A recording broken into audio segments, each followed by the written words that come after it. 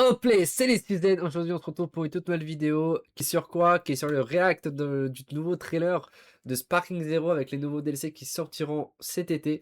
Donc on va les react tout ça. Bon, j'ai déjà vu le trailer, je ne sais pas si vous avez suivi vous de votre côté. Moi j'ai pas trop suivi, mais je me suis renseigné le lendemain ce qu'il y avait par rapport à l'événement de Genki Damatsuri, parce que je vous avoue que j'avais un peu la flemme d'attendre jusqu'à 5 h du matin. Moi j'avais d'autres choses à faire, et puis même genre j'aime pas dormir tard comme ça. Et donc voilà, je voulais vous partager cette vidéo-là parce que pour moi, en tant que fan Dragon Ball, en tant que fan de jeux Dragon Ball, parce que par exemple, les jeux Dragon Ball, pour moi, chaque nouveau jeu Dragon Ball, je les achète tous. Et Sparking Zero est quand même spécial à mes yeux parce que voilà, ça a été visé exprès, mais que en gros, qui refasse vivre les gens qui ont joué à Tenkaichi 3 ou les Budokai Tenkaichi en général sur la PlayStation 2. Donc ça faisait un long moment qu'on attendait ce moment, enfin qu'on attendait un jeu tel quel. Et donc voilà, je voulais faire une petite vidéo là-dessus parce que pour moi, c'est très important de vous le partager, hein. Donc voilà, vous savez, en plus la chaîne sera presque autour de l'univers Dragon Ball, mais pas vraiment aussi parce que ce sera aussi autour de mes passions. Et Dragon Ball, c'est une passion pour moi. Et donc on va voir ce magnifique trailer ensemble, on va essayer de détailler un maximum de ce qu'on voit et tout ça, et puis on va se le partager tout simplement. Pour moi, ce trailer là veut dire beaucoup de choses pour moi. Donc on va commencer tout simplement avec le trailer. Bon, j'ai trouvé en version Jap du coup, parce que la première fois qu'on l'a vu, c'était en version américaine. Je me suis dit, bon, pour la vidéo, ce serait plutôt pas mal si on pouvait se le retrouver en japonais. Donc on va se le voir maintenant. On va se le voir maintenant et au début on va rien dire, on va le re-regarder parce que ça fait quand même un petit moment que je l'ai pas revu. Je l'ai revu il y a quelques jours du coup, bah, à la sortie, mais je l'ai pas re-revu. Donc on va voir tout ça et vous allez voir en vrai de vrai, de mémoire de ce qu'il y avait dans le trailer. Il y a trop de détails et je pense qu'il y a beaucoup de gens. Je pense qu'ils. Après, je sais pas, j'ai pas vu d'autres vidéos react, mais je crois qu'il y a des gens qui n'ont pas forcément souligné sur plein de choses. Et pour moi, c'est tellement important. Pour le moment, je me tais, on se le regarde le teaser.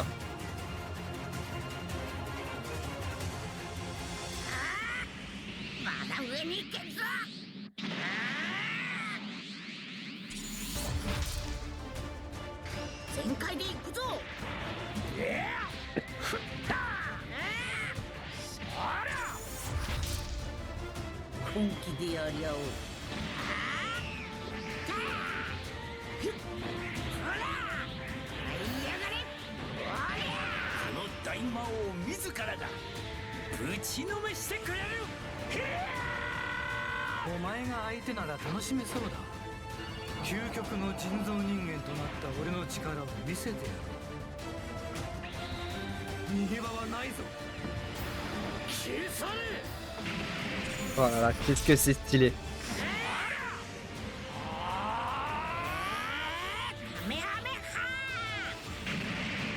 Oh.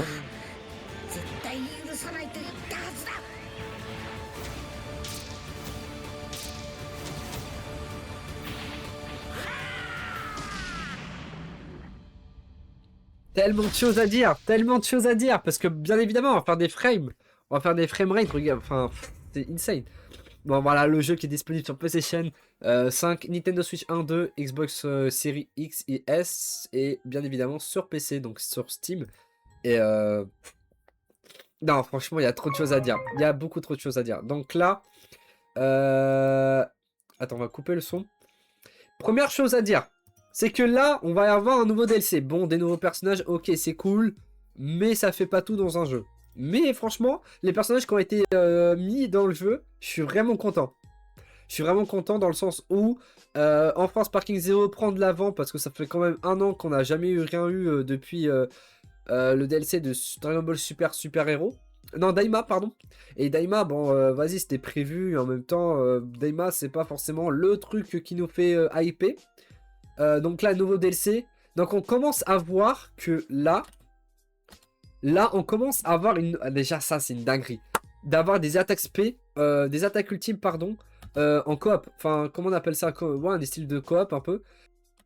Et pour moi, ce qui est intéressant, c'est, ouais, voilà, genre, si on peut faire des attaques spéciales comme ça maintenant, enfin, des attaques ultimes, pardon, en coop, c'est en duo comme ça, c'est incroyable. En plus, ils ont fait en sorte que ça représente bien l'univers Dragon Ball par rapport au film Broly, par exemple, l'attaque ultime avec Vegeta Blue et Goku Blue. et reprennent exactement les mêmes plans de caméra, tout ça. Et ça, je trouve ça insane. Là, il y a Bardock Transition qui peut se mettre en Super Saiyan du coup. Là, on va avoir le Bardock en Super Saiyan. Alors que nous, là, on l'a sur Sparking Zero version PC, mais grâce au mode. Mais là, on l'a officiellement et c'est incroyable. Putain, pardon, j'ai touché le micro. Là, on a Piccolo Daimao, c'est cool. Franchement, c'est cool. Au moins, on a un peu plus de personnages de Dragon Ball. Piccolo Daimao, pour moi, c'est un personnage classique à mettre. Pour moi, c'est un des personnages primordiaux. Donc là, C17 qui se fusionne, donc il devient Super C17. Donc ça veut dire qu'on va pouvoir se fusionner en plein milieu du combat et avec C17. Et ça va être une dinguerie. Mais du coup, je sais pas si on aura deux C17 différents ou est-ce que ce sera juste pour l'animation, pour la fusion de Super C17. Ouais, mais voilà, là, l'attaque ultime, là, elle est tellement belle. Ou c'est peut-être une attaque spé, je sais pas. Costume, du coup, on aura des nouvelles tenues. On aura des nouvelles super attaques. Et regardez, le même plan de caméra que dans l'animé. Et là, ça aussi, là. Ça, Sangohan Ado, qui a déjà la tenue déjà de son père, que nous, on l'a pas de base dans le jeu. Mais en plus de cela, il y a une autre attaque ultime où genre, il fait le Kamehameha, comme dans le film de Bojack, de Les Mercenaires de l'espace. Je crois que c'est ça, le titre de l'OAV. Et qui passe à travers contre Bojack, comme dans le film, quoi. Et c'est incroyable. Bien évidemment, c'est censuré. Par contre, regardez, ils ont rajouté des nouveaux stages. Donc on a le Kamehameha House. Bon, le Kamehameha House, vous avez l'habitude de me voir jouer aussi parce que j'ai les mods. Mais en vrai de vrai, c'est cool parce qu'on a au moins la version officielle. Et ce sera mieux forcément que les mods. Ce sera pas buggé en tout cas. Donc là, on a Goku Petit qui fait un Kamehameha, nouveau stage. Là, par exemple, les gars, il y a des nouveaux mods. Je ne sais pas à quoi ça correspond. En tout cas, on a un nouveau mode avec un système de cartes, avec des espèces de puzzles ou un peu d'exploration.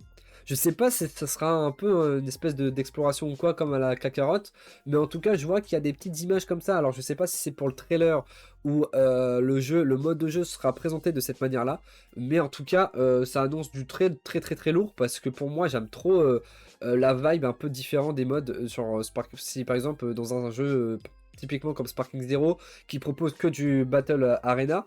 Et là, ça se trouve, ça va être du Battle Arena, mais en gros, tu vas devoir chercher un peu des trucs et tout, tu vas devoir explorer et tout. Et franchement, d'avoir ça dans Sparking Zero, alors que c'est censé être dédié pour Kakarot, admettons, ça reste toujours incroyable de l'avoir, tu vois. Après, j'essaie de voir s'il n'y a pas d'autres trucs. Ah oui.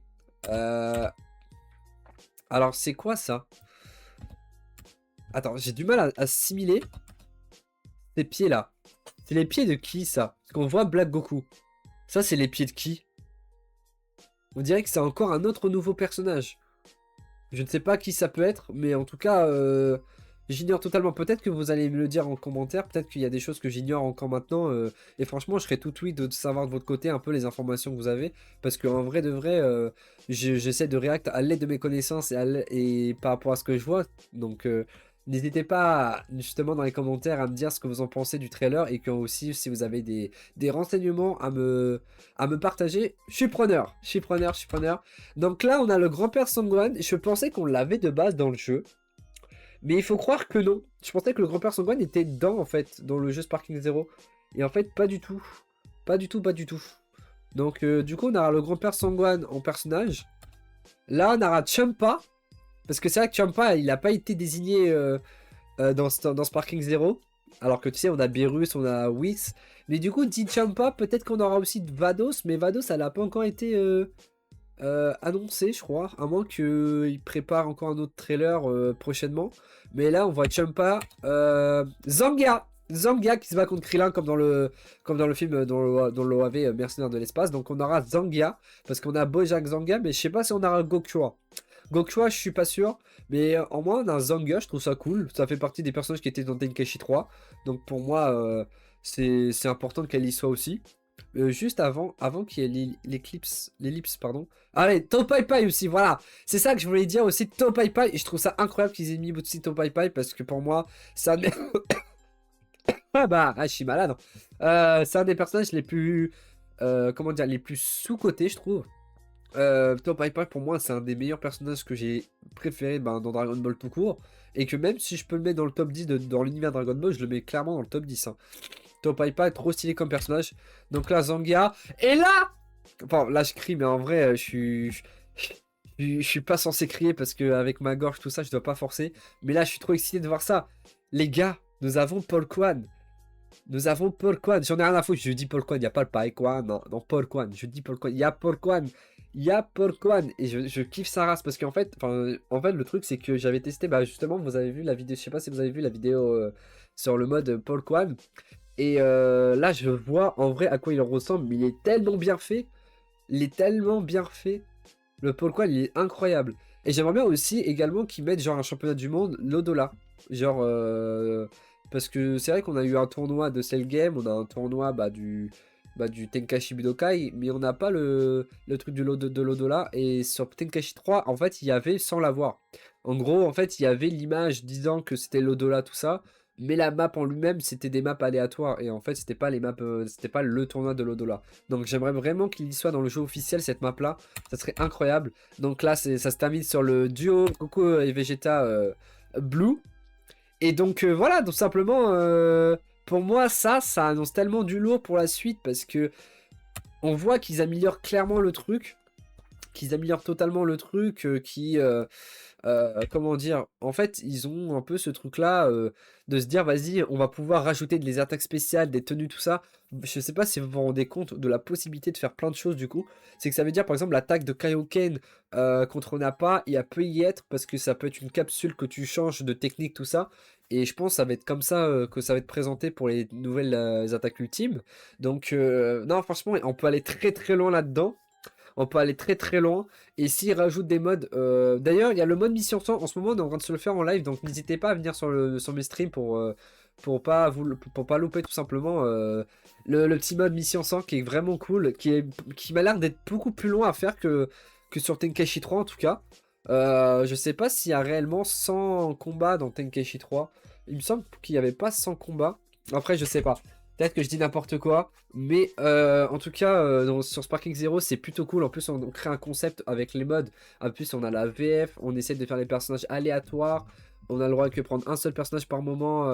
Par exemple, le fait que s'il y a 3 personnages en face, je prends qu'un seul personnage. S'il y en a 5 à battre, enfin 4, pardon, parce que 5 pour l'instant, j'en ai pas encore rencontré. Mais quand il y a 4 personnages, j'en prends que 2 par exemple. Et donc, on se crée des défis là-dessus et c'est incroyable. Et donc pour moi c'est pour moi quelque chose d'incroyable. Voilà, je n'ai pas d'autre mot à dire que le mot incroyable. Franchement, je suis trop content. Franchement, pour Sparking Zero, ça annonce vraiment du lourd pour la suite, quoi, tout simplement. Et j'espère que ça va vous plaire en vrai le jeu et que ça va refaire, enfin que justement ça va refaire revivre. Et j'espère que justement de votre côté que ça va vous stimuler de l'acheter le jeu Sparking Zero et de comme ça on fait revivre le jeu parce que pour moi ce jeu-là ne mérite pas de mourir. Il ne mérite pas de mourir, c'est même limite. Pour moi, c'est le jeu. Voilà, je vais le dire, c'est pas le jeu parfait parce que ça n'existe pas un jeu parfait. Mais pour moi, c'est le jeu Dragon Ball ultime. En fait, pour moi, même si tu sors un Budokai, un nouveau Budokai, tu sais, un Budokai en mode 2D, parce que c'est sûr, un jour ou l'autre, ils vont vouloir le faire. Le retour des Budokai tout court, il ne sera jamais aussi bien que les Sparking Zero. Je suis désolé, mais il ne sera jamais aussi bien qu'un Sparking Zero avec tous les détails qu'ils font. C'est pour moi, il y a pas de, il y a pas il n'y a pas de mots, voilà, j'ai pas de mots à dire. Je suis vraiment trop content. Et puis même comme ça me permet de rajouter un peu de contenu en plus sur Sparking Zero en live, quoi. Parce que c'est vrai qu'on tournait un peu en rond, on faisait maintenant on faisait un moment pendant un petit moment l'épisode personnalisé. Du coup, je faisais un peu l'espèce de doublage parce qu'il n'y a pas de doublage dans ce mode, ce qui est vraiment dommage. Du coup, je me crée une activité en plus de faire un doublage. Et c'est grave marrant, c'est grave marrant. Donc n'hésitez pas à venir sur mes lives. On fera un peu du Sparking Zero tous les soirs maintenant. Enfin, en ce moment, je suis un peu malade, donc hier, j'ai pas pu stream tout ça. Mais dès que je serai remis un minimum, du coup, on fera un stream et on fera justement du mode Mission 100. Comme on faisait à l'époque aussi, parce que je sais pas si vous vous en souvenez, pour ceux qui me connaissent depuis des années. Euh, Après, vu que j'ai créé une nouvelle chaîne YouTube, tout ça, maintenant, c'est plus pareil, mais. Avant, je faisais des vidéos ou des lives. On faisait que ça, du mode Mission 100 sur Tenkaichi 3 et la version de Tenkaichi 4 qui a été modée par le jeu Tenkaichi 3 de base.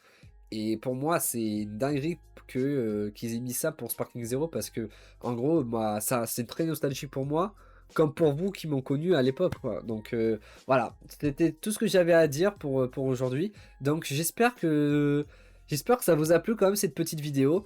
Et puis tout simplement, on se retrouve pour la prochaine vidéo qui sera, je vous tease, ce sera un espèce de podcast encore, autour de quelque chose, d'un thème. Voilà, on va parler, on va beaucoup parler dans la dernière vidéo. Donc il faudrait que je la prépare d'ailleurs, parce que je ne l'ai pas encore préparée. Et pour moi, c'est toujours des trucs de passion. Donc pour moi, ce sera que la passion sur cette chaîne. Donc tout ce que je parlerai, c'est vraiment que des trucs que j'ai vraiment envie de vous partager au fond de mon cœur. Et voilà, tout simplement. Allez, sur ce, je vous souhaite une très bonne journée, oui. Et puis je vous dis à la prochaine. Allez, Jana!